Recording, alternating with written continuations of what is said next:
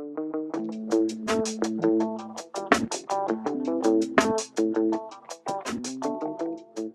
right, what's up, Steven? What's going on, Adam? Good to see you. Happy New Year. Happy New Year to you. It's been a good year. Well, it was a good year. Was it a good year? Yeah, good kickoff to the year as well. Okay. Yeah. Tell me about the good year.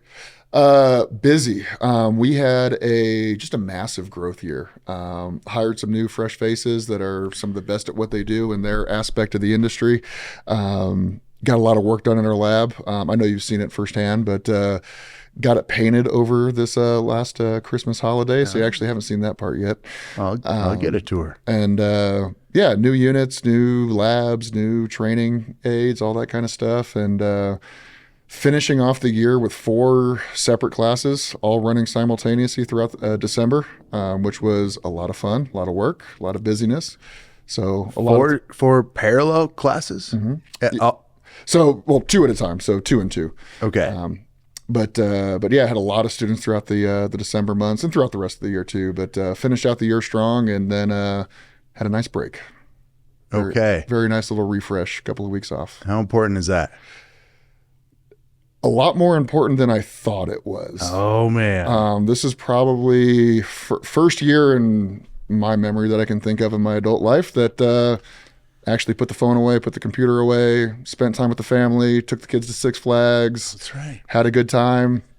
And yeah, growing up in the industry as a traveling field tech, there wasn't a whole lot of Christmases and New Year's at home. No. Same thing back on active duty. It was, I spent more Christmases underway than I did back at home, more holidays underway than did back at home. So this was one where my wife and I had decided we're not going to go travel. We're not going to see everybody. We're going to be home with us, the family, quiet. It was very nice. Love this. All right. How many? So that 2 real weeks?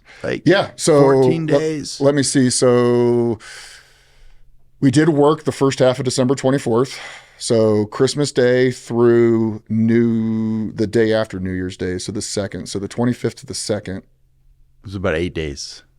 Yeah. So, well, still a week and a half. 8 days felt like 2 weeks to you. Yeah. How many days into that break, that vacation, did it take for you to really feel relaxed? Because it isn't one. Yeah, correct. Yeah. So it definitely took probably 3 or 4 days just to kind of get off the, what's my email say? What's my Teams messages say? What's my text messages say? What's going on there? So it definitely takes a few days to kind of do a more legitimate, unwind, right. And actually, kind of bring it down a level, bring it down a notch, bring a little bit level of intensity down a little bit.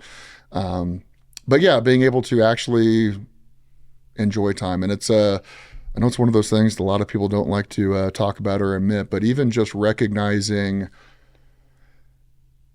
gaining a little bit of patience with the family. There's a lot of time you come home from work and you're still kind of on edge. You're still kind of, everything's going through your head about, what's going on through the day, through the week, through the month, through the year. So being able to kind of leave some of that at the workplace, it actually really was a really nice one to be like, oh, just because there is some ambient noise here doesn't mean I got to get, amped up a little bit. It was really cool. Always took me 4 days. Yeah. I haven't had a long break like that in about a year and a half. But over the years, I've noticed how a week is almost not enough. Yeah. If you've been going strong for so long, you need 10 days, a little bit more. And because it always took 4. And I remember thinking back going, man, I didn't feel good till Wednesday. Yeah. I didn't feel relaxed. And then you want to spend some time in that state. Glad you got to do that. Yeah, well, no, thank you. It was a lot of fun. It's one of the jokes I love making, and I'd love to say I was smart enough to come up with it, but I stole it from a good friend of mine in a previous life. But every Friday, everyone's like, "Oh yeah, it's Friday, and it's well, you know what that means, right? You know what Friday means? What's it mean? It's almost Monday. It's almost Monday. Ooh. Oh, and it just brings the whole mood down. Oh, it makes me so man. happy. But, yeah, I don't know. That's what is that? Negative Nancy or we need a boy name in there. Yeah, well, it's, everyone's talked about it's Wednesday, hump day, and Friday. It's so great, but yeah, that 2-day weekend is never enough to really unwind. So yeah, 3-4 days sounds about right. Yep, just to get to that point. Well, congrats. No, I remember because we had some lunch about a week before Christmas, and you said, "Hey, let's record." I remember texting you. Like, nope. I'm at Six Flags. I'm with the family, and I'm like, I'm not reaching out again. Yep, got to take my boys on their first roller coaster ever. They had a blast. It was so much fun. It's one of those things. I can't do roller coasters like I love to, which really sucks because I love roller coasters. Oh man, Why can't you do them?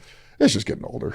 Body doesn't like it anymore. I still love them. You know, mentally speaking, I'm on it. I love them, but my body just argues with me more and more every time I get off them. Is it the stomach? Yeah, a little bit. So can't do the spinny rides anymore. You know, where the fair carnival stuff where it's just the only goal is to spin. I just can't do those anymore. No.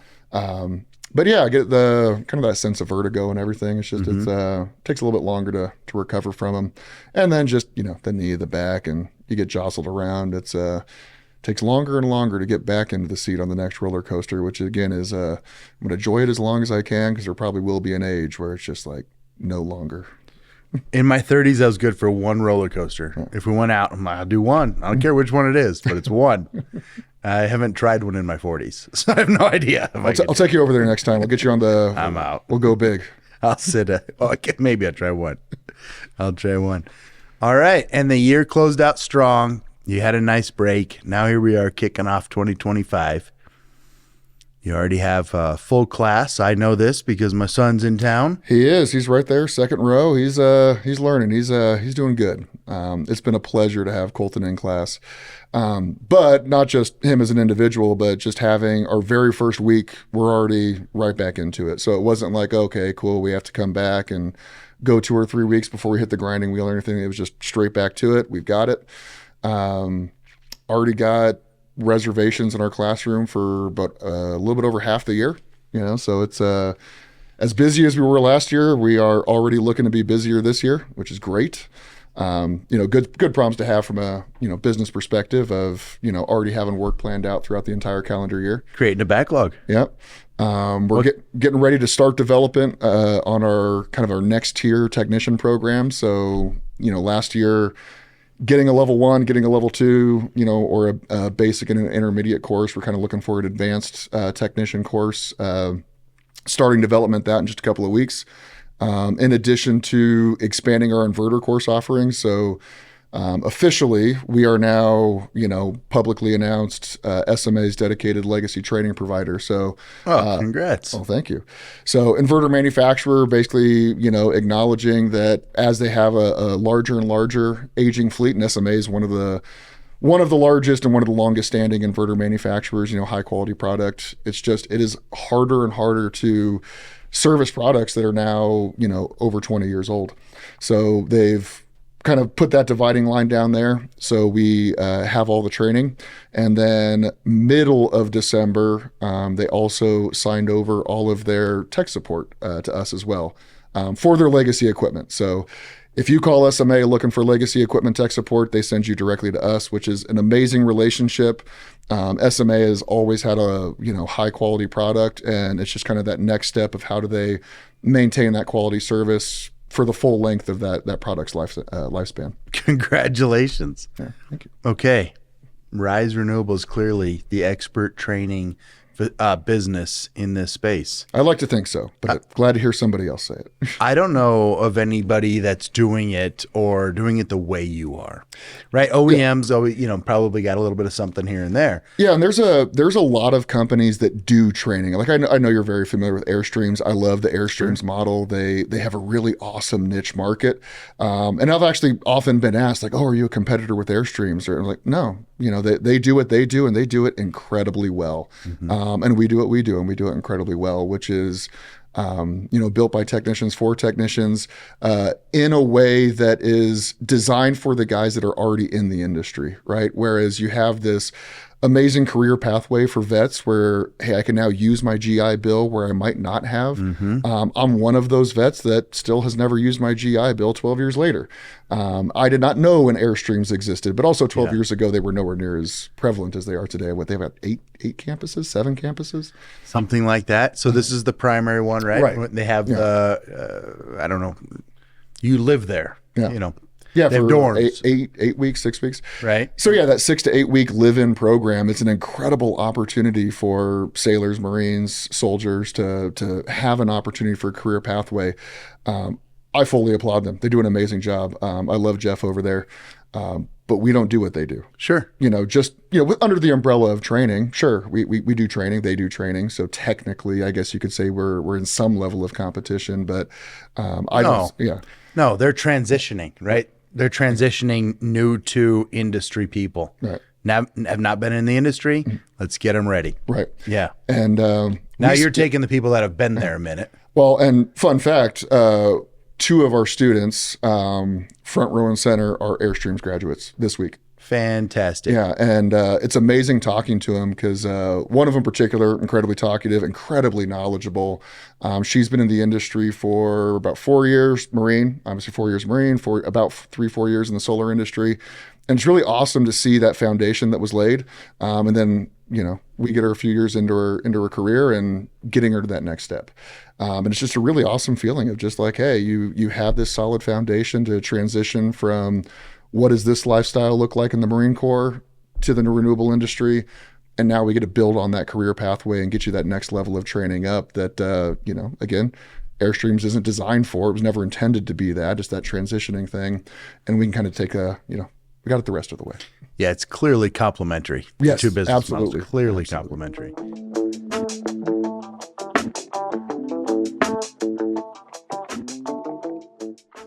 Let's thank our friends over at Renew Safety, your proactive partner in safety solutions, with comprehensive safety consulting, ensuring compliance with all safety regulations and standards.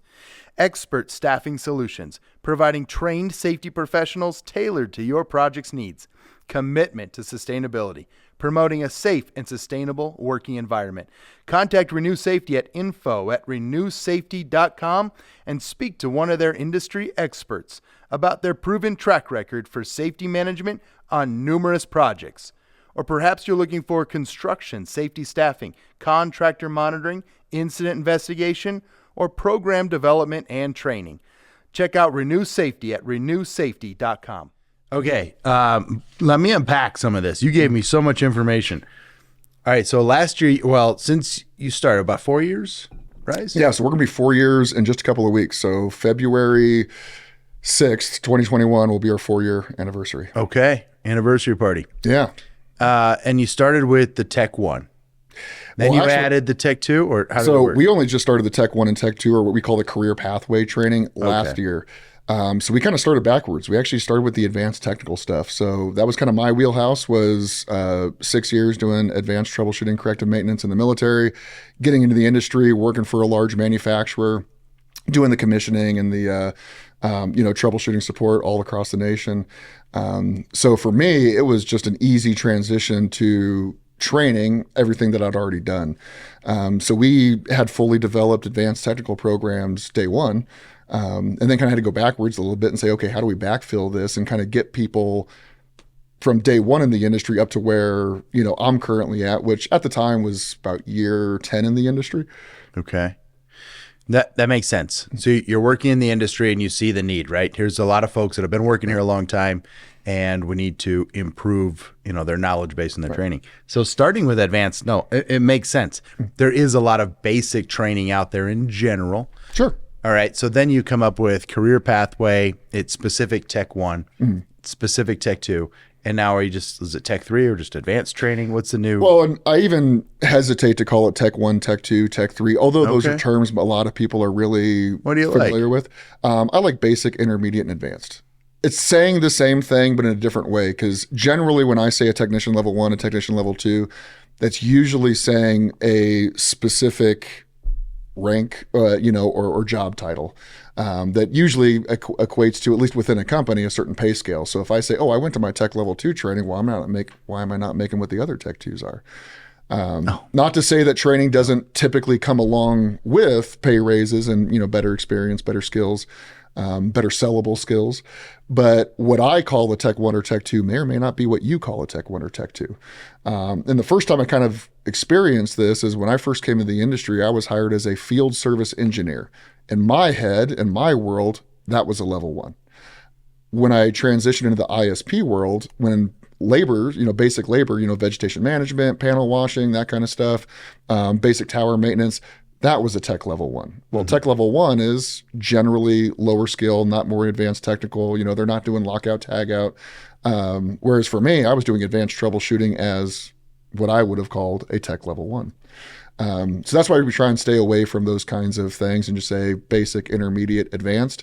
And then we clearly identify what those are. So even saying a basic technician, well, if I just said, hey, I'm going to bring a basic technician, come sit down, you may think of something completely different than I do. So we have a full syllabus that says, okay, this is what we are defining it as, the types of skills they should have coming into this course, and the deliverable skill sets they're going to get on the other side of it. I agree. I don't like the Tech 1, 2, 3, 4 terminology anymore. It was like that for me. It didn't. I loved it then because I knew I just needed to go up a number. Sure. But yeah, it doesn't make sense anymore, and we've worked with a couple of clients that had as high as 8 and 9 technician levels. Plus you might be a Tech 1 on solar, but you were a Tech 3 on wind, or vice versa, right? So, absolutely. So, we try and do this renewable energy technician concept at Altair, and how can we blend these, and where do skills and expertise match, where don't they? So basic, intermediate, advanced, nice, simple solution. I agree. Yeah. And you're running all 3 classes this year? Yeah, so that's the goal. So we have not officially started development of the level 3, although because it is going to be, overlapping with some of our already existing, advanced tech, programs, we are going to be repurposing some of our existing content into kind of this advanced course because it is applicable.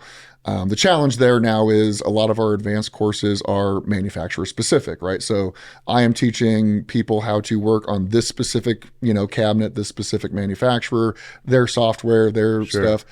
That really doesn't help when I need a more industry technician. SMA is a great company. They've done really good for me for the last decade, but they're not on every single project. You've got in the solar world, you've got, SMA, GE, PE, ABB, Santerno, I already said ABB. Anyways, hundreds of different manufacturers out there. So knowing one manufacturer's software doesn't really help. But what are the advanced skill sets that I can use that are applicable to everything? So it's actually really cool. We got to tear into an inverter today with a couple of the students in class. Little kind of the extracurricular stuff. They had specific questions of, okay, here's how you can take it a step further and actually identify individual components are faulty regardless of the manufacturer. Once you tear out the software, once you tear out the nice, pretty labeling and the marketing and all that, IGBTs, contactors, relays, they all work the same way. They do. They do.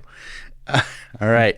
Will there be one that's more advanced than advanced? You got sort of like a Jedi Master planning here, a Yoda level. Well, the problem with that is, you can parse it out any way you want, but at some point you now get into specializations, so this is going to be component specific, OEM specific training, or even just kind of a style of testing stuff, so like in my career, I was always an inverter technician. That was kind of my wheelhouse. I went incredibly deep into the expertise with inverter troubleshooting and maintenance.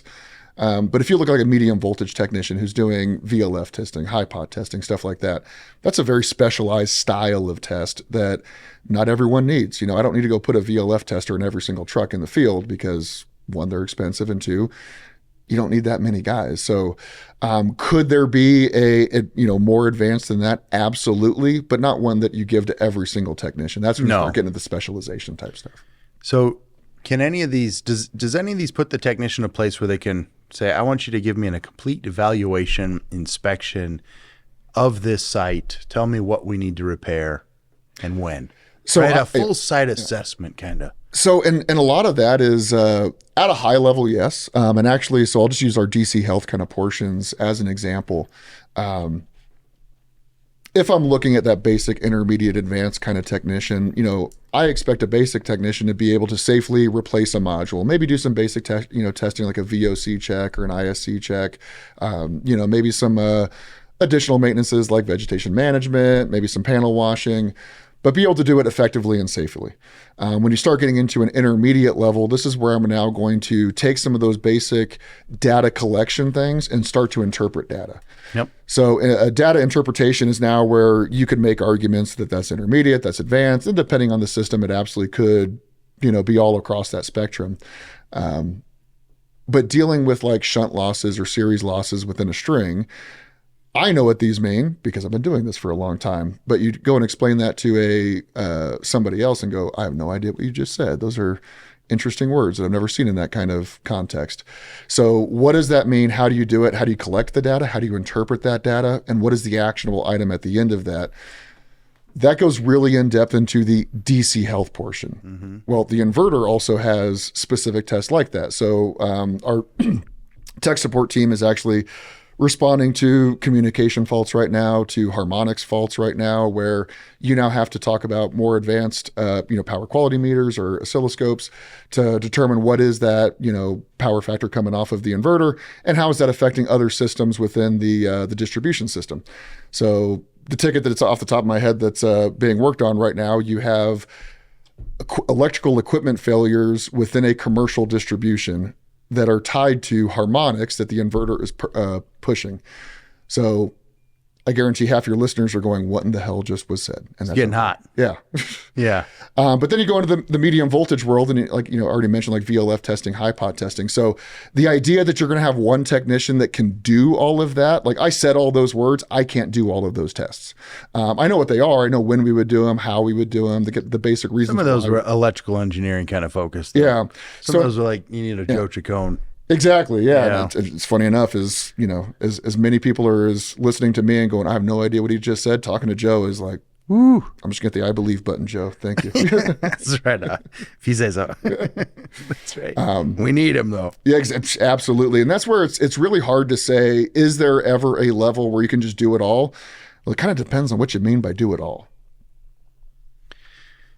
Well, operational assessment. So, I would just say if our capacity factor is X and we're making X minus 20%, go tell me how to get my 20% back, right?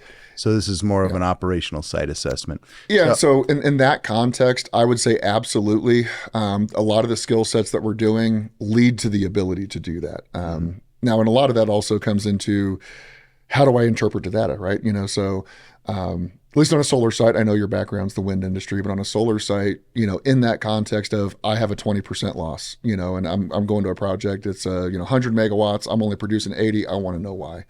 Well, you can send a DC health inspector out there that can say, okay, we've got some, tracker issues where I've got, X amount of percent of trackers facing the wrong way. I've got soiling issues where, I want to gain, 7 or 8% from, cleaning all my modules. Maybe I've got some heavy vegetation, all that. So all that goes into it for sure.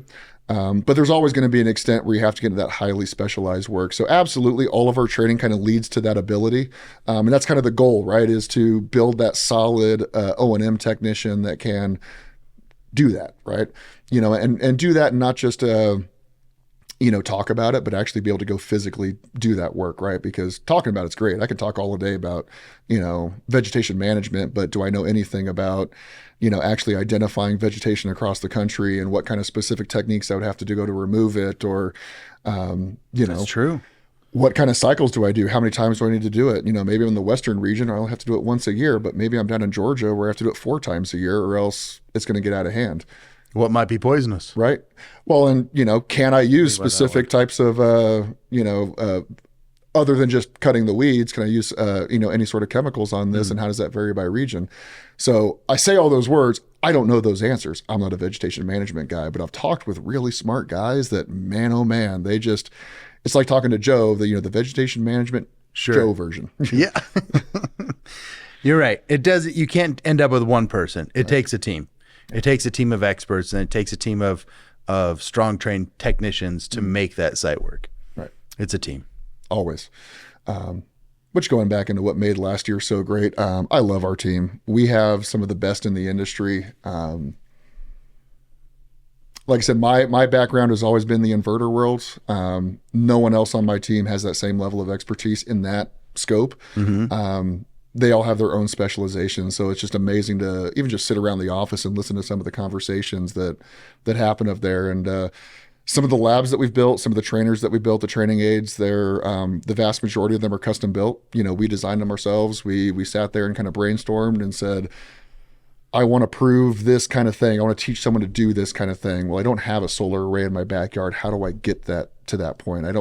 We do have inverters in our lab. We got 5 utility inverters in there, but you can't always tear them apart every single day. How do we get those principles of electrical verification without fully energizing these units? I would love to say that we had all 5 of our units fully energized. We just don't. It costs a lot of money, and it's diminishing returns, as we'll say. But we've got some amazing lab practicals that get you the real world experience in the way that you would see it in the real world without investing into a multi-million-dollar project. And it's been an incredible thing. I'd love to take you over there to show them.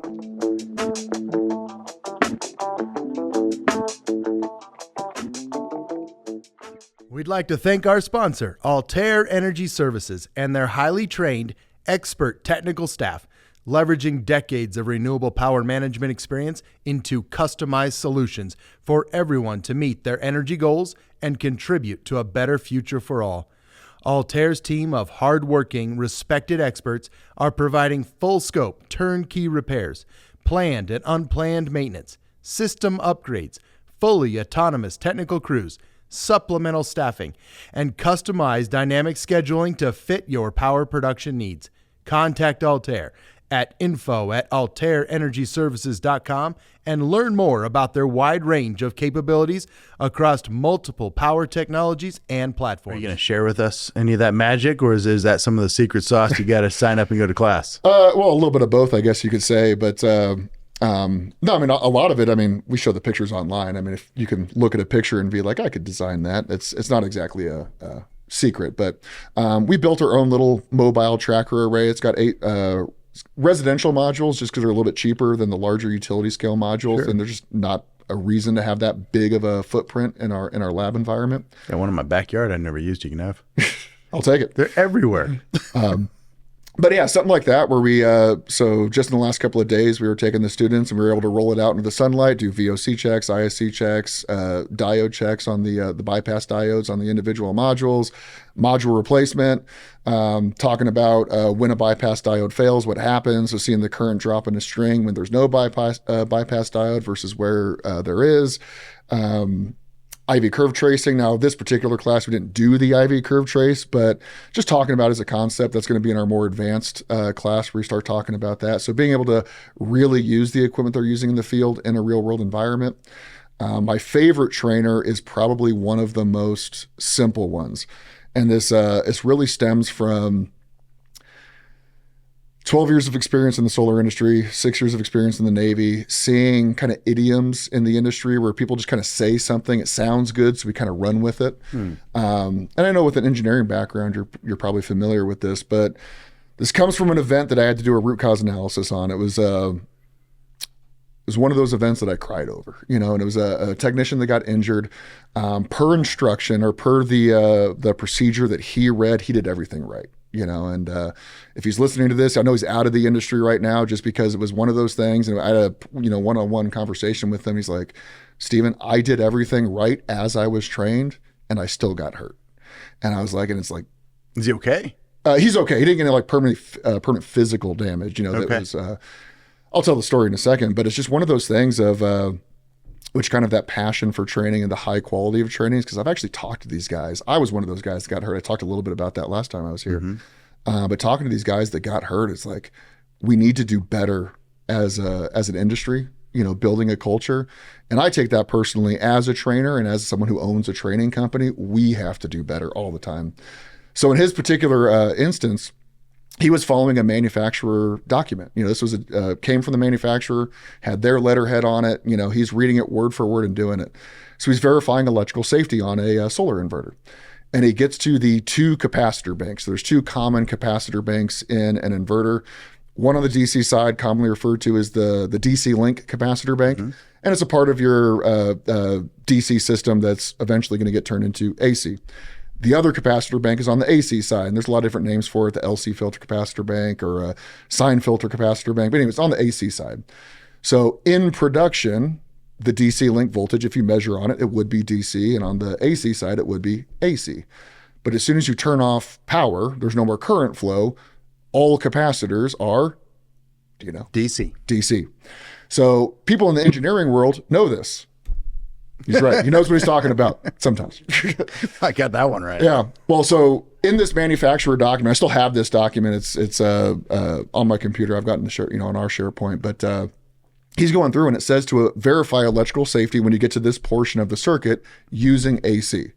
So the capacitor is charged at this point. It's all DC. This is a utility scale unit. This is not a little bit of power in this capacitor bank. It's a big oomph behind it.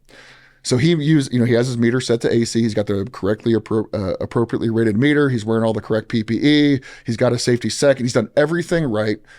Reads the document, says verify AC, shows 0 volts. He's good to go. He backs up. He takes everything off because in his world, in his mind, everything's electrically safe. Gets his breaker bar in there, shorts it to the frame of the inverter, launches him back about 6 feet. He was geared up though? No.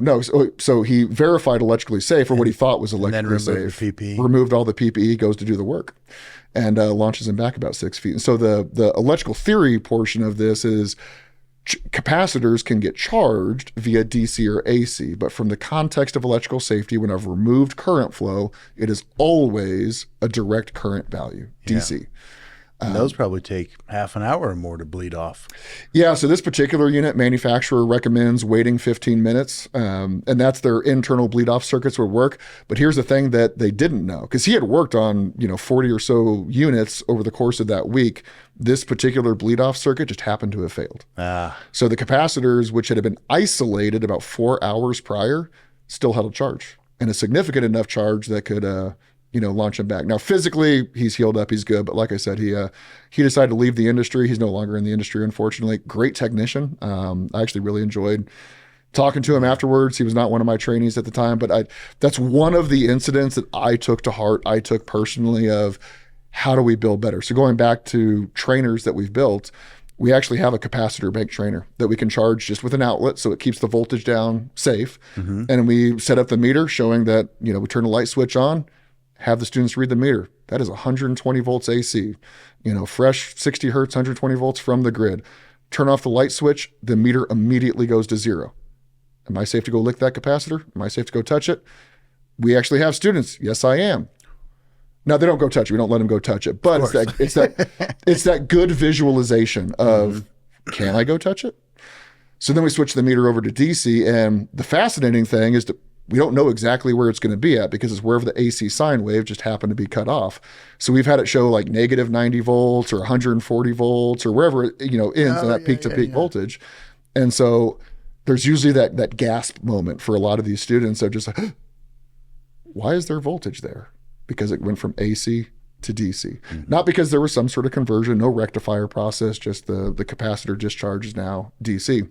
And then we also have some other infographics that actually show from oscilloscopes of this exact same process going, where you see the 3-phase AC. As soon as power production stops, you have 3 DC waveforms on this 3-phase capacitor bank. But it's one of those ones that we talked about it. How do we build it? We actually integrated a bleed off circuit into it, so we can show it holds a charge. We can bleed it off. We watch it bleed down. We even have an actual bleed off stick, so the actual insulated bleed off stick, so they can suit up and, hey, we can watch it bleed off. It's no longer bleeding off. What do we do now? Because that capacitor will hold a charge for hours and hours and hours. So we go through the whole process of As batteries should. Yes. It's why we have them. Right. It's supposed to hold it. Right. Charge. So yeah, we have them suit up and do, the whole bleed off through a resistor and all that stuff. But again, giving that real world experience and not just telling them what to do, but why we do it. Yeah. And how we go about doing it safely.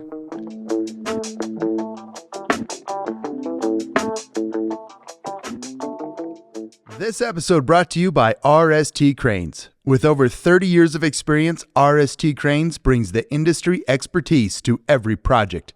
From wind turbines to solar inverters, mining operations to industrial construction, RST Cranes is your heavy lift specialist, located in Tehachapi, California, and serving the surrounding areas. Contact RST Cranes for your next project at www.rstcranes.com. Gosh, you hit so much. Let's take safety for a minute. You covered quite a story there. Yeah. Thankfully, that person's okay. But what are you seeing? What else are you seeing in terms of safety where we need to improve in the solar industry? Oh man, where do we start? We only have an hour. It is all over the place with anymore. Yeah. When it comes to safety, I mean, there's so many vast improvements, and I'll use an example of a really cool concept. It's one of my favorite new features on a multimeter, Okay. but it's one of those things I can already see where this is going to become a problem from a safety perspective. So Hyoki's the brand name. There's a couple of different manufacturers that do it. It's just the one that I know of. They're really cool meters. They're functional. They're affordable for the average technician, affordable for the average company. I have nothing bad to say about them. But it's as far as, at least in my experience or my knowledge, a relatively new feature, and it has an automatic sensing of AC or DC. So, You mentioned this earlier. yeah. So one setting, I stick my leads onto a circuit. Doesn't matter if it's AC or DC. Doesn't matter what the range, as long as it's within the range the meter can measure. It'll auto range the voltage as well as automatically detect AC or DC. Really cool function. I love it. I geek out over it. My biggest fear is I can already start to see it. Technicians no longer understand or know the difference between AC or DC. So it's kind of one of those things. And funny enough, I was talking with your kid about this. I was talking with Colton about him growing up and using old school analog meters, showing your age a little bit, where you actually had to start high and just fine. but you have to start back high and actually dial back that range. There's no such thing as an automatically ranging meter in that case. So you start high and range it down. So I know the circuit should be 12 volts on a car, or maybe, whatever the circuit I'm working on. So I start high, with a higher range and then work it down until I kind of tweak it in and actually get it. You have to have a really good understanding of that circuit. Is it AC? Is it DC? What should I be measuring? If I don't see that, what does it mean? So just inherently, because the meter doesn't do all that work for you, you have to know how to do it. Yeah. So there's something really nice and convenient for like myself. I already know how to do all that stuff. So having it do it for me, just kind of, having that quick form, but seeing a technician come into the industry who doesn't know how to do all that stuff, cool. As a manager, I can just put this in your hand and I know you're going to be safe. So it is a safety, it's a better safety in the sense of, in the case of the story I just told, that wouldn't have happened because he would have measured. But either way, he still doesn't know what the purpose of a capacitor is within the circuit, what it is, how do I go about troubleshooting it, what are different methods of troubleshooting it. In an adaptive environment, it's not bleeding off. How do I go about bleeding it off? So there's kind of that layer and that theory behind it that it's kind of like the calculator. The guy that invented the calculator, genius. All of us afterwards that use it, I got to use my calculator for 2 + 3 sometimes. Just like, Yeah. I know theoretically it should be 5. Let me check and verify. You're right. Some things you want to help you, but Yeah. you don't want to harm the person with too much help. Yeah, and that comes from like the theory, the electrical engineering theory, how do I understand how this circuit works? But just general safety, a big problem that I find is a lot of companies have transitioned to an online model for training. It's cheaper, it's faster. I don't have to fly guys all across the country to a training facility. It's like our facilities in Tehachapi. It is really expensive to send 8 guys from Florida, to us, right? Not just the cost of the training, but the cost of the flights and the hotels and the rentals and the per diem and all that kind of stuff. So I get it. But I don't think the correct solution is LMS, the learning management systems where I can go watch a video for a half hour and I'm electrically safe. And one of the biggest things I'm going to pause you because nothing beats instructor-led training. Right. Well, good instructor-led training. All right. Well, let's not poke at it. But because so many people are going online, right?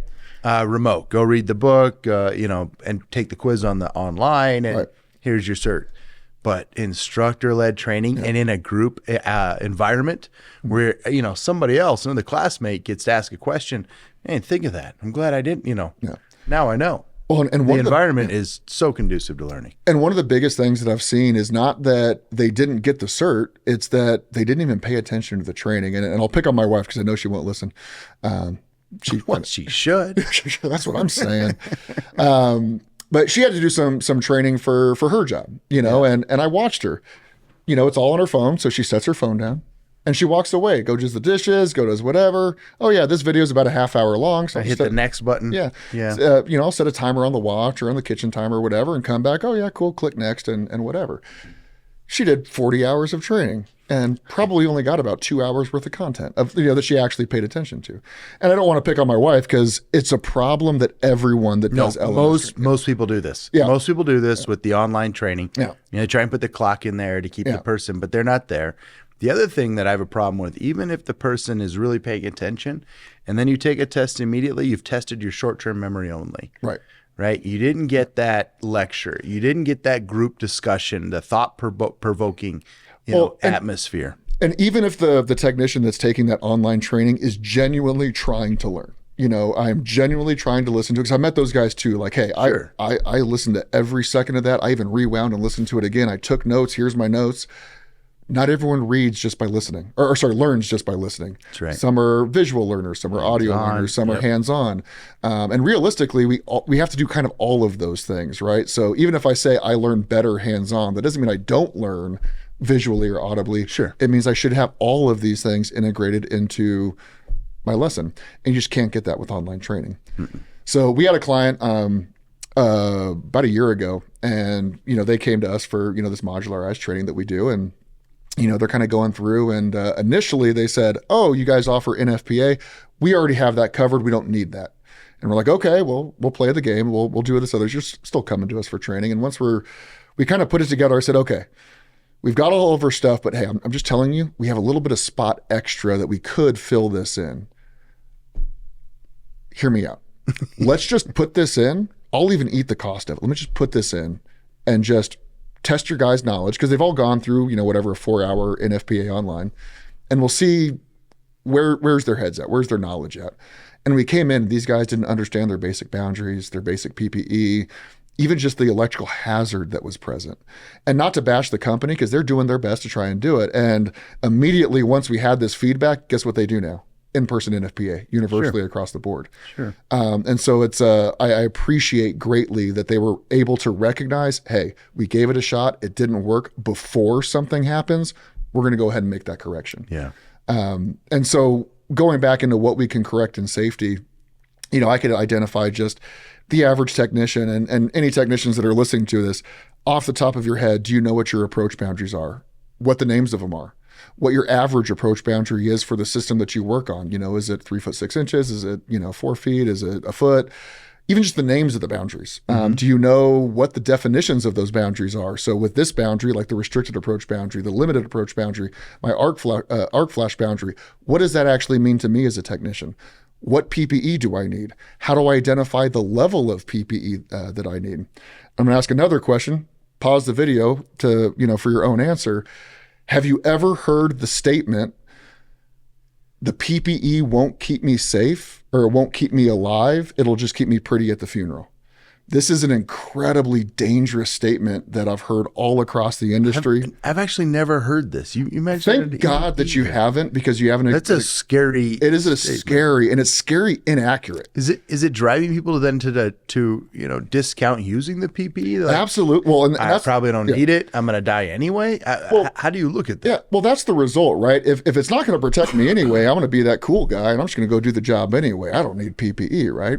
And a lot of it comes from incidents where I didn't fully understand what happened, right? So I'm sure you've seen an arc flash, whether personally or just videos of them, right? It's incredibly horrifying, and Personally, it's just, sure.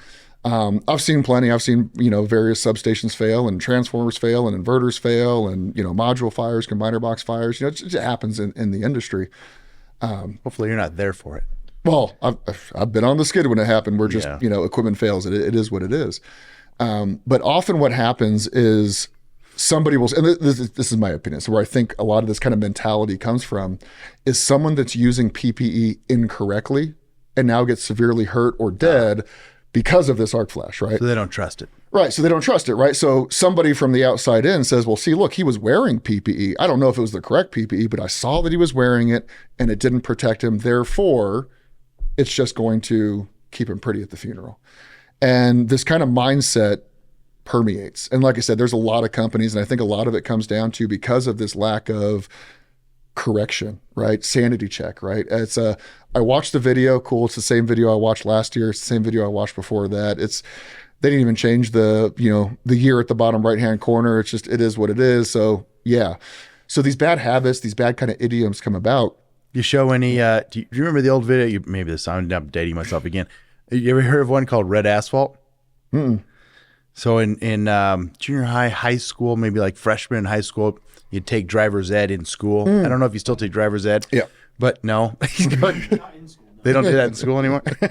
You had to change a tire in school. Now everything's self-driving, right? So red asphalt, it was like 30 minutes of just horrific videos of people dying in car accidents. Yeah, red asphalt was the name of it because there's blood on the asphalt. Well, do you need a red inverter? You know, it's funny. So I've seen videos like that, and there's a lot of those. Are there? There's art flash videos of that, and I've got my opinions on those, and I'm not going to scare people a little bit. I think there's a value in building a healthy respect. In my opinion, this is opinion. I think there is a value in showing those kinds of videos. And I actually know some instructors use like the live leak videos and stuff where you can, it's most of the time overseas and just horrific industrial accidents that kind of happen. Yeah. Similar kind of concept of just scary. Yeah. It's real. Here's a world where OSHA doesn't exist kind of thing. You may not live. Yeah. Yeah. I try and stay away from that, and not because I think it's not valuable at all. It's not my method, in my opinion. But I use analogies because I think analogies, especially like that, the friendly trash talk that is so common. Not actually calling my students stupid or morons or anything like that, but have that friendly camaraderie building trash talk of just like, do you realize what you just said, how stupid that is, this thing that you just said? So one of the analogies I use when it comes to PPE is snorkeling and scuba diving. I love doing both. They're a lot of fun. Okay. So the simple question is, will a snorkel allow you to breathe underwater? The answer is yes, about that far, right? About 2 or 3 inches. My kids use snorkels in the pool. I've used snorkels in the pool. I've gone snorkeling off Hawaii. It's a lot of fun. But this whole concept of the PPE won't keep me alive, it'll only keep me pretty at the funeral. That's the guy that's complaining that his snorkel doesn't work at 100 feet below water. I'm sorry. Yeah. That's kind of a stupid idea. Yeah. You won't live. Yeah. Please stop being a Karen and complaining about your snorkel not working at 100 feet underwater and get the scuba gear that we tried to sell you the first time. Right. And the other side of this is companies that don't know the answer, so they go over the top. So there's one company that I know of that just issues all of their guys 100-calorie suits. I didn't even know until about a year ago that 100-calorie suits existed. And they have become standard issue with this one company that I'm thinking of. I've also seen other companies that use 40-cal suits. Everything's 40-cal. Well, the challenge with that is in a lot of their applications, it is overkill, it's safe. But if I don't know why it's safe, what happens when I get to that environment where 40 cal is not enough or 100 cal is not enough? Sure. And this is another thing that has actually just changed in the recent revisions of the NFPA. There's a new boundary apart from the restricted, limited, and arc flash boundary. It's called the lung protection boundary. Have you heard of it before? No. So the lung protection boundary is when there's literally no safe PPE. I don't care what PPE you wear, the physical impact of the force of this arc flash will collapse your lungs. Okay. So it's not the fire hazard that we're worried about, it's the actual concussive force. So it kind of goes back into, I wore a 40 cal suit. Why didn't it protect me? Because you were too close to it. Yeah. And so having these conversations with students, they'll often say, well, see, it's proven. This job has no safe PPE, but I have to get it done. I'm like, really? That's your response to what I just said? No safe PPE, so you're just going to get the job done anyway? So another analogy goes into most people that work in the industry, wind or solar, have seen a substation switching. I'm assuming you've seen a substation switch, right, before. It's a beautiful thing, especially at night, just a scary amount of power. Seeing that gigantic arc, you know what I'm talking about. If not, go to YouTube. It's cool. Look at a substation, opening and closing. It's impressive. So have you ever been involved in a substation switch? You've seen it? Yep. So you climbed that 30 feet up the pole and ripped that thing open by hand, right? Nope. Job had to get done, though. That would not be how to do it. Yeah, that would not be how to do it, right? I wouldn't be here today. So we added a little thing that we like to call distance. So there's no safe PPE right there at that switch, but 30 feet away, 60 feet away, 100 feet away, all of a sudden, there's safe PPE. Yeah. So this is what we tell our students all the time. And again, using these analogies in these conversations, 100% guarantee your PPE will protect you if we use it properly. Use it properly. Okay, I'm with you. I don't know. So now I'm going to share a couple of things because I don't get to spend a lot of time in solar, but I'm spending more time talking to solar techs here and there. Mm-hmm. And I'm meeting more and more. And I'm hearing bad PPE and hot work practices. Is that really the reason? They don't think it's going to protect them? So tell me about combiner boxes. They get accessed a lot. Yeah. on a solar site, right? Oh, yeah. On a daily, I mean, on a daily or weekly Daily or monthly basis. basis, it's a common What thing. kind of hazard is in a combiner box? So, I mean, obviously the scale of the hazard depends on the specific site I'm on. If it's all factory fresh, Yeah. generally when I open up a combiner box, you'll have protective covers in there. So it is Okay. relatively safe, but there is a shock and an arc flash potential in there. So for those that are not familiar with the concept of a combiner box, you have And tell me what I need for PPE when you're talking through it. so you'll have a number of strings, right? So a solar array, as described, is a set of solar modules set up in series and parallel to step up the overall voltage and current to match the kVA of an inverter for production. So a combiner box is combining strings in parallel. So my string is stepping up the voltage, right? So just stepping up power supplies in series, steps up the voltage.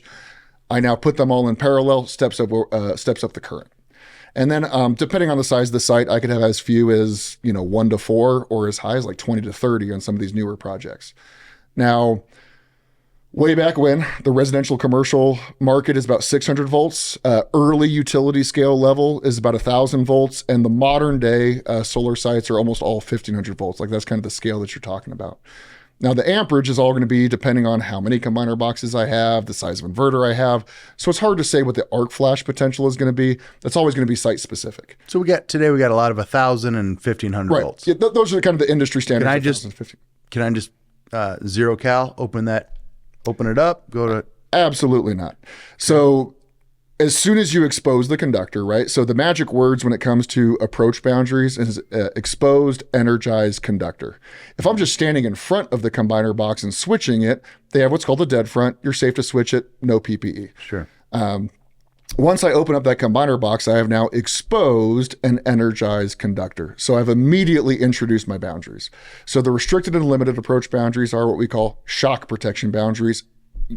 When you're opening that door, you're in that boundary. You have to be wearing PPE. Now, the arc flash level of PPE, I don't know. It's site specific. Anywhere from HRC1 to HRC4, depending on the site. So, but you will have to wear some level of PPE, which is going to include a Class E hard hat, FR balaclava, FR face shield, hearing protection, FR shirt, FR pants, EH boots, and then the appropriate class glove, typically a Class 0 gloves or maybe a Class 1 gloves, depending on the site requirements.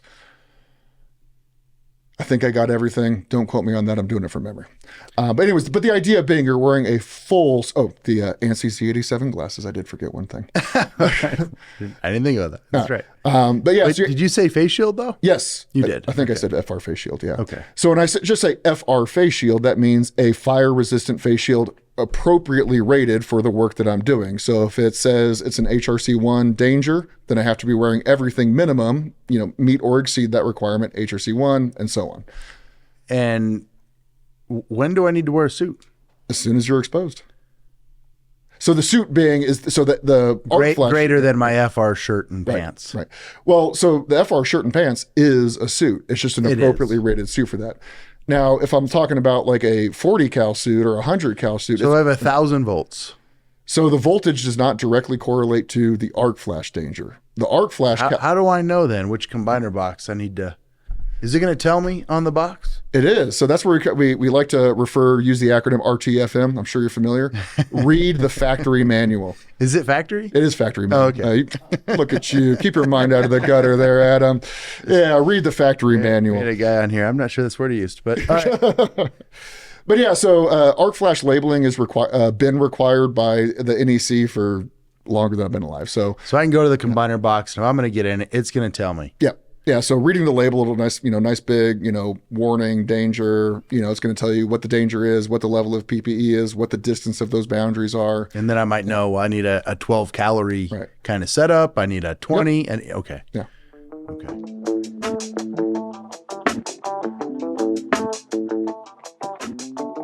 We'd like to take this time to thank another one of our wonderful sponsors, Podge Engineering.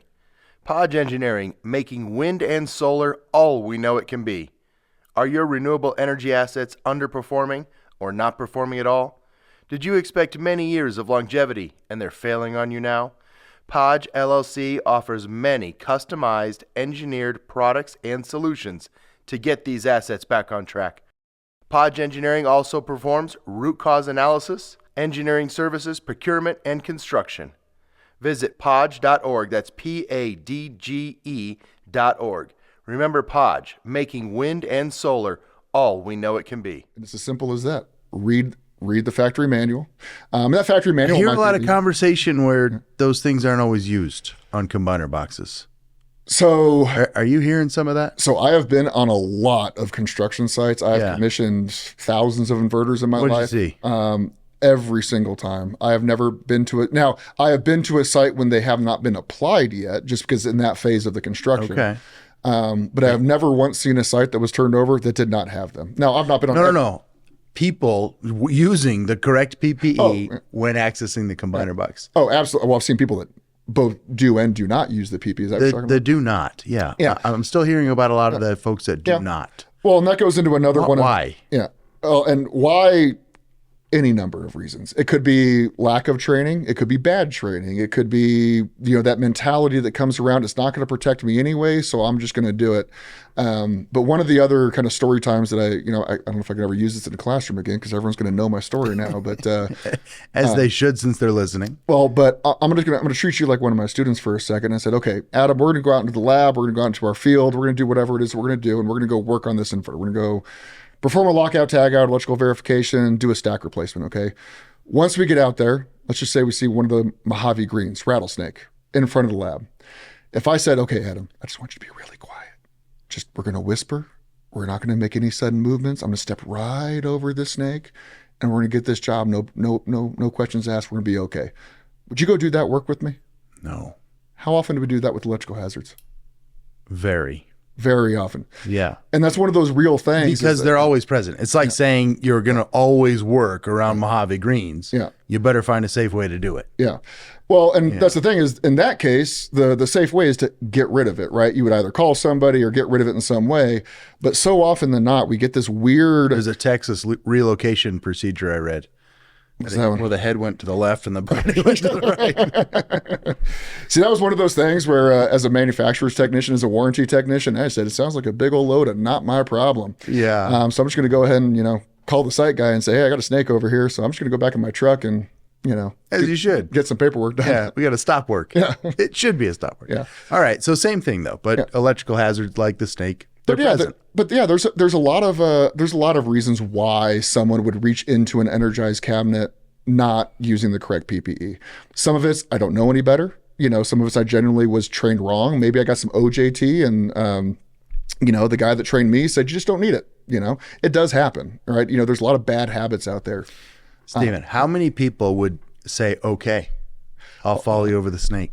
A lot, right? Me. Especially new to industry folks. And that's one of those things. They just follow you. And okay, I guess that's what the boss was is doing. I mentioned my story of I got shocked. I was that guy, and I saw other people I worked with and they didn't use it. So I was issued it. I was trained on it. I was even shown the correct way to do it. I had about 3 months of training when I first got into the industry. Amazing trainer, Peter the King, as I like to call him. He did a great job. Taught me the right way to do things, taught me that thing. But over the course of months, developing bad habits of once you're outside of that classroom, well, no one else is wearing it. I don't want to be the guy that has a stick up his butt and is, wearing all the PPE and slowing the work down. Yeah. It takes a long time to do my glove inspection and pull everything out and put it all on the right way. So a lot of those things, it's peer pressure, some of it's culture, whether it's on an individual site or an individual company. And another one, I think, last one I'll say that is, I think the most dangerous is, hear me out until I say the whole thing. But it's almost a tragedy that every single person that gets shocked doesn't die. And the reason being is, would we treat electrical safety differently if that was the case? So where this is in all industries that involve electricity, where do you think the most injuries and deaths happen? Is it residential, commercial, industrial, utility? Where would you think or expect the highest amount of deaths occur? Residential, commercial, because there's more volume of it. Not just more volume, but it's also per capita, right? So it's not just the number of incidents, but it's the amount of technicians out there. how many people have been, shocked at home doing something stupid on hanging up Christmas lights and stick a nail into it and get shocked? Did they die? Probably not. Probably not. Quite a few. I don't know the number, but how many people will, the little outlet cover on my outlet broke. I don't have time to go to Home Depot and get a new one. I'll just leave it uncovered for a little bit. Having an exposed conductor in the house, getting hit with 120 or 220 or 480. Sure. You're living around it. Yeah. I have talked to so many electricians that will tell you flat out, you're not a real technician if you get hit by 480, So they're almost encouraging, this is a horrible situation. You're not going to be accepted into this culture unless you do it the wrong way. That's the wrong kind of hazing. Yeah. And unfortunately it is prevalent, right? And it's, and you can't point to any one individual or any one company. It's something that has become prevalent. And I think with the solar industry, as young as it is, utility scale solar's, depending on your definitions, 10, 12 years old. Yeah. I think Nick was saying about 12 when he was in here. Yeah. Maybe 15 if you want to kind of loosen that definition up a little bit. But if you look at the level of experience, it's starting to change. You have a lot of guys that now can say they've been around utility scale solar for 5 years, 10 years. But a lot of the expertise comes from other industries. So you have different cultures that are all kind of meshing. And, there's some good, some bad, some pros, some cons to it. So if we use your electricity equals Mojave Green, it's the same. Yep. All of your homes are filled with Mojave Green rattlesnakes. Yep. At all times. At all times. That's right. Well, it can get you. It can get you. It's interesting. Maybe he called it that way. Well, you're right, because everybody grows up and, kids plug stuff in. I mean, today, these little kids are plugging in iPads and. Right. Well, and it's not just the electrical danger. I'll give a shout out to one of our newer employees, Anna Aguirre. She's an amazing safety manager. She got a long career in safety. One thing that I just personally had never thought about, electrical safety is something that I had learned the hard way and I have really implemented throughout my career. Hazmat. I had never really thought about hazmat. It's just one of those things of just like, oh yeah, we could do it. I don't need to wear a glove. I'm a man. I can just, no one wears I used to wash my hands with brake clean. They were clean so fast. Unbelievable. But you don't think about that, right? How often, right? And again, honestly, on my job site using hazmat, when was the last time anyone even looked at an SDS? What information is found on an SDS? And so that's one thing. We hired her on, I think last March. So she's coming up on a year. And for a good solid 5 or 6 months, all of us, in the office had a bad habit of just, oh yeah, we'll throw it in here. We'll buy some new hazmat and just stick it in wherever we feel like sticking it. Just, I used it, I cleaned it, I, put it in the corner. And it's like, that's not where we store it. This is where we store it. This is how we do it. You got a new piece of hazmat. We need to add it to our SDS. Sure. And it sounds, at least initially, I was like, yes, mother. But now that I've actually kind of seen the error of my ways, it's like, oh no, there's actually a reason for it, because that exact same rattlesnake analogy works for hazmat as well. It's the same rattlesnake. We're just not, thinking about it. That's right. Yeah. The rattlesnake's good. Most people are scared of them. Sure. Yeah. They'll hurt you. All right. You are an amazing instructor and we got to keep talking, but I want to find out, I'm going to ask you about you being a student. I am not a very good student. Ooh. All right. Well, then I hope this doesn't put you on the spot, but 4 years ago, yourself and John went out and co-founded Rise. Mm-hmm. Since then, now 4 years later, you have six employees? 8 full-time, including us. So 6 apart from us. Yeah. 6 apart from you. Yeah. Tell me something that, where was I going with this? That you have learned from your staff being their boss. Oh man. So, just the SDS thing, the safety thing, the technical things that I've learned, I don't have enough time to cover them all. Cause like I said, my background was, inverters, right? So yeah, I was, incredibly knowledgeable, as deep as you could, possibly get within a manufacturer, within a group of product line with inverter troubleshooting, commissioning, all of that stuff.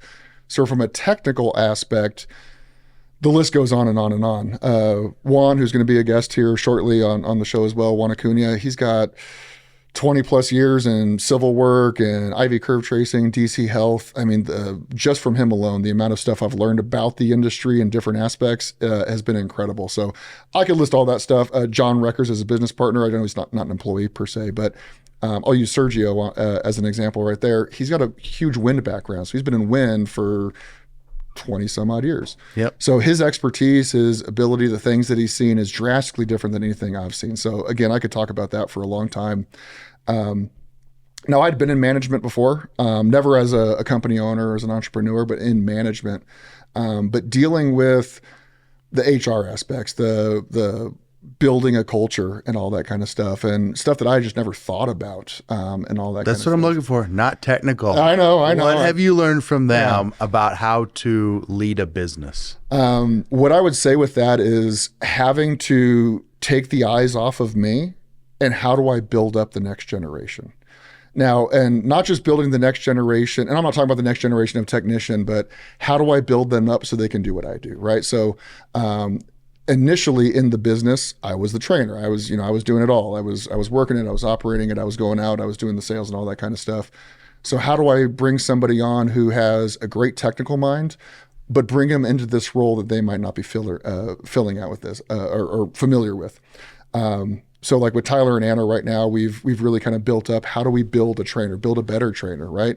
So I appreciate that, hey, you're a great trainer, but cool. How do I take those skill sets and put it on paper and build that process to say, okay, this is what the expectation is and how you get there. What does that career path look like for you? Because we don't have that. And then when we, think about evaluations, how do I evaluate that career path and evaluate it effectively, give that constructive criticism. And receive constructive criticism, like, hey, you really didn't think about that thing, and I missed out on it. You did great in this aspect, but you didn't do all that great over here. You didn't communicate it well. Mm-hmm. So there's areas as a manager that I would say great communication. There's other aspects, not so much. And they're pointing them out to you. Oh yeah, so that you can grow as well. That's the point. I've never been a big fan of the term like I have an open door policy, because usually that means no, I don't. But no, we have a really don't good even knock on my door. Yeah, my door is not always open, and no, please don't interrupt me when I'm in a meeting. But no, I like to think that we accept both myself and John. We we accept criticism pretty well, and we do take it to heart. We do take it personally, and not from like oh, you insulted me, but like, oh, how do I improve that thing? And so we've taken a lot of feedback from just our general process from our guys, and again, because quite a few of our staff is just as, if not more experienced than we are. Maybe not in the entrepreneurship side, but in management and, technical expertise and just kind of people management, people moving and interface and sales and quoting.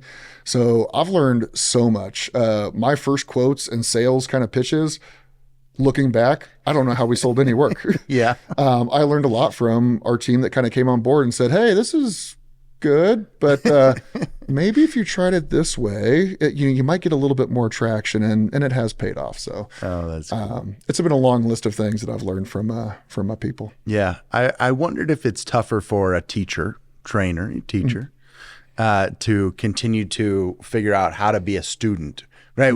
We have to be students forever, but I wonder, it's got to be a little tougher when your job is to teach. Well, and so I love learning. I have never hated learning. I hate being in a classroom. The only classroom I ever liked being in was the one that I taught. Okay. I'm a high school dropout. And it wasn't because I was incapable or not intelligent enough, or, I turned 18. I walked into the office and said, I'm dropping out. Here, give me the paperwork. I am now an adult. Yeah. I look back on that and don't know if it was a good or bad decision. I mean, I'm sure a lot of people would say, you should have not good for most. Yeah. Let's say that. That's fair. And I would never recommend it to anybody. That's right. And I did get lucky. Like, there was a lot of luck in my life. When I went to the Navy, so joined at 20 and went through those schools.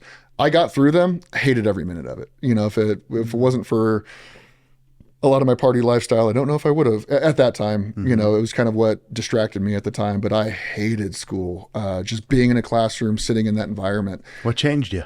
I still hate it. I still can't do it. I am still hypercritical of people I sit in classes. I actually have to hold back. That's actually one thing that it's a constant thing of I am hypercritical of everything because it's not the way I do it. Yeah. And so in teaching new instructors, that's actually one of the things I've had to really pull back on is this the way, are they doing it wrong, or are they just not doing it the way I would do it? is it quality, but is it their quality? You know what I mean? So it is still a high quality, but it's their own personality and their own footprint or fingerprint on that training. And it's been growth, or it's had to be a growth area in my life. I still hate sitting in a classroom. I still hate listening to somebody else teach. But that's not to say in other learning environments, I love sitting in an office like this and having somebody talk to me. I'll pick up on everything. I'll take my own notes. I will listen to everything. You like a little bit more of the one-on-one. Well, one-on-one, or even you'll learn better in that setting. And here's a perfect example. So I was a student today. While I'm teaching my students are teaching me. I tell classes all the time, I have learned far more from my students than I've ever actually taught in a class. Okay. Tell me about that. I love this. Yeah. So one of the labs that we're doing is a diode check. So it's a relatively simple check. It's just a diode check on an individual module for a bypass diode. It's not a common measurement in the utility scale industry, but is an important one to know how to do. And so we have a practical with it. It's just simple, tear off the J box on the back of the module, take your diode check. Diode check can also be used in other applications. So IGBTs and stack modules have IGBTs in them, diodes in them as well. Now I'm familiar with the measurement, but in my background in the inverter world, we never really needed to because we had other checks to do. So we were talking about another inverter manufacturer, and it's one that I'm familiar with. I've just never actually worked on in the field. And so the student who was very familiar with the check, not so much the why she was doing it, but the how to go about doing it. So she's kind of going through, and she was actually a great instructor. I might hire her one day. All right. But she's going, and walking me through it and doing all the repeat backs, as a good technician should. And I'm sitting there kind of taking notes of like, oh, I did not know how to do that. And we were seeing some weird things. So it just wasn't kind of normal stuff. And I'm not going to get into every single measurement we took, but I didn't know how to explain it. And she's asking me because this is what she's seeing in the field. It's like, hey, here's the check, how we do it. Here's what we're seeing. I don't know the answer. Do you? Nope. So what I did was for the next 2 hours, I went into Juan's office and we sat there and brainstormed and we talked it out and we drew it out and we talked it out. Guess what I know how to do now and explain now? That specific thing and why we were seeing that weird thing on the meter. So it's one of those things of love it. Not being afraid to say, I don't know. I love saying I don't know in a classroom. I'm not a big fan when students like, you know everything. No, I don't. I am learning every day. I have somehow, and I think only in the last 10 years of my life, I've transitioned I don't know into tell me. Yeah. I'm like, man, I want to know. Well, it's like, let's go find out, it's and that's what I said is like for about an hour and a half, that we were sitting there and like I said, drawing it out, talking about it, looking up documentation from various OEMs of meters and stuff. And like, okay, now I can confidently speak on that specific diode check and why those values were like they were. Yeah. Diode the deeper you get into it, you're more into electronics, right. And it's extra level. Kind of deep down, but I love it. So you're finding your way to stay a student. Oh yeah, and your interest is a little more one-on-one, or your learning favorite way to learn. Yeah, well, and I would say learning from people through experience. Like I said, at every class, and this is one thing that I love about teaching is I learn from students. So it's not so much I hate being the student sitting in the classroom. I love learning from the students teaching me. And again, it's because the industry is so adaptive, because it's growing so fast. I've had the deep pleasure of sitting in classes with electricians, engineers, engineers from overseas, engineers from different manufacturers, field technicians that were all OJT, electricians with 40 years of experience, journeymen, apprentices, Starbucks baristas and McDonald's burger flippers that are in classes, even people that came from other completely, guy that just popped in my head, he came from forestry. So he had like a decade of experience in forestry and his complete career path change.